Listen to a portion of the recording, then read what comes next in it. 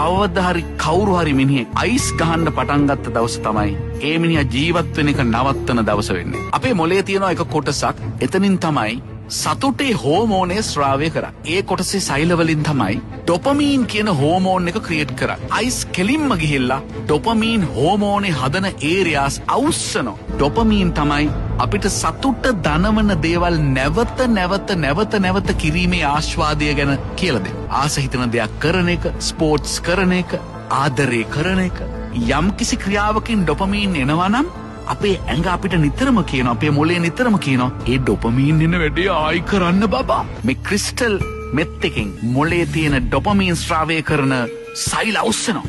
මොළේ ජීවිත කාලයටම හදපු නැති ඩොපමීන් ප්‍රමාණයක් එක මොහොතේ හදනවා. මේවා සිස්ටම් එකට ආපු ගමන් පුදුම ප්‍රීතියක් දැනෙනවලු, පුදුම ආතල්ලක් දැනෙනවලු, මහන්සිය දැනෙන්නේ නැහැලු. කික් එක ඉස්සිලා ගැස්සිලා වික්ෂිප්ත වෙලා පුදුම වෙලා එන ඕන දෙයක් පැය ගණන් දවස් ගණන් කරන්න පුළුවන්. මේක හරියට වැඩවසම් යුගයේ මරව වැඩ ගන්නවා වගේ මොලෙක් ටික දවසක් ගියාට පස්සේ මේ සෛල වලට මහන්සි කාලයක් යද්දී ස්වභාවික යාන්ත්‍රණයෙන් ඩොපමීන් හදන එක නවතිනවා.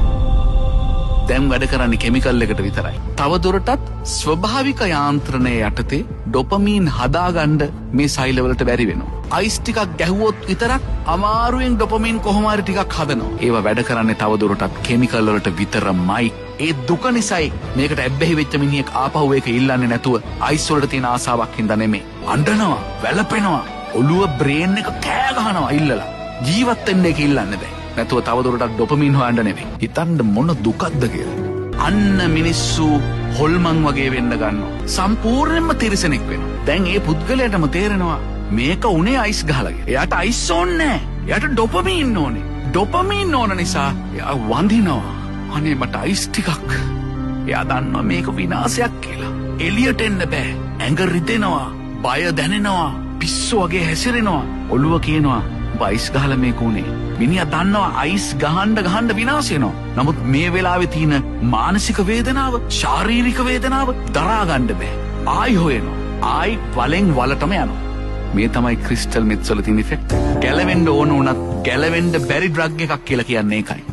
ඉන්ග්‍රීඩියන්ස් ටික ගැන හිතුවාමත් ඇති. පෝර හදන්න පාවිච්චි කරන කෙමිකල් එකක්, ටොයිලට් සුද්ධ කරන්න පාවිච්චි කරන සැර කෙමිකල් එකක්, බැටරි හදන්න පාවිච්චි කරන ඉන්ග්‍රීඩියන්ට් එකක්, ෆයර්වර්ක්ස් හදන්න පාවිච්චි කරන එකක්, තින්තවල දුෂ්ටාවිතාව අඩු කරන්න පාවිච්චි කරන එකක්, ගම් හදන්න පාවිච්චි කරන කෙමිකල් එකක්, කාර් බැටරි වලට දාන ඇසිඩ් එක. ඔන්න ක්‍රිස්ටල් මෙත් වල තියෙන ඒවා. ක්‍රිස්ටල් මෙත් මේක යක්ෂයාගේ නිර්මාණයක් කියලා. යක්ෂයා හැම විටම පෙනී හිටිනවා කියලා කියන්නේ හරීම පියෝ විදියට, හරීම අහිංසක විදිහට, හරීම පිරිසිදු, හරීම නිර්මල විදිහට. ක්‍රිස්ටල් කියන එක අදහස පියෝ කියන එක. ඩෙත් කියන එක වහන්න පාවිච්චි කරපු ඩිකෝයි එක මෙත් කියන වචන. එතකොට ක්‍රිස්ටල් මෙත් කියන්නේ ගණන් හදලා බැලුවොත් පියෝ ඩෙත්. අපේ දරුවෙක් දෙන්න වැටෙන්න ඕනේ නැහැ.